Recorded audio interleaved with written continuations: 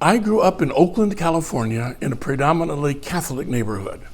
Actually, I think every neighborhood in Oakland was predominantly Catholic when I grew up there. It was like any other neighborhood, except on Fridays, because the Pope at that time had a moratorium against beef on Friday.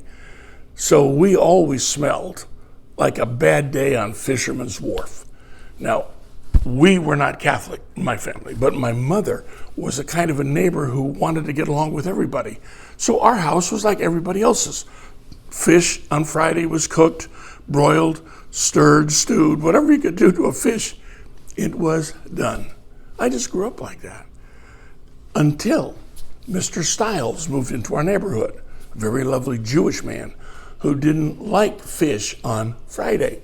He wanted steak, barbecued, hopefully. So the aroma of that barbecuing steak on Friday, it was overwhelming. He became quite an evangelistic target, you can imagine, for Catholic laymen.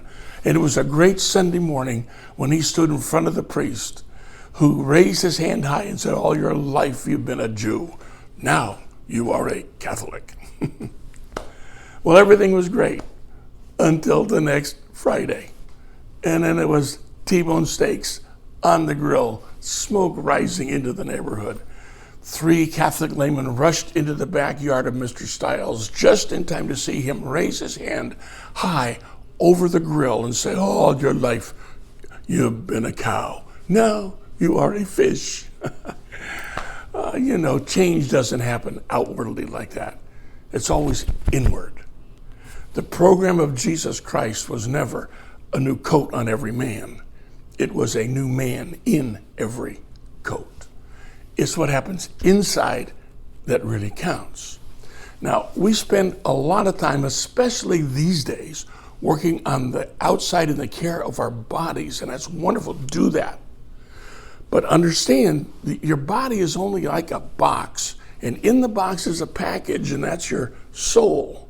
That's your intellect, your emotion, your personality. That's the real you that's going to last forever.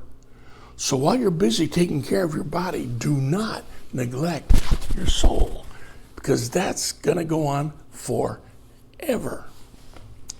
I went to school with Sheldon.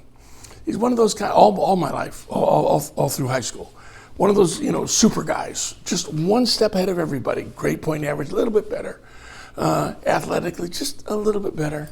His looks, a whole lot better. He's just one of those kind of guys. Let me tell you what happened to Sheldon. I have a list here because I wrote it down. He brushed his teeth twice a day with a nationally advertised toothpaste. The doctors examined him twice a year. He kept his feet dry when it rained. He slept with the windows open. He stuck to a diet of plenty of fresh vegetables that were high in fiber. He relinquished his tonsils, traded in a few worn-out organs. He golfed, but never more than 18 holes at a time. He got at least 8 hours of sleep every night, never smoked, drank, or lost his temper. He did his daily dozen daily. He was all set to live to be more than 100. The other day, he stepped on a banana peel and he landed on his head.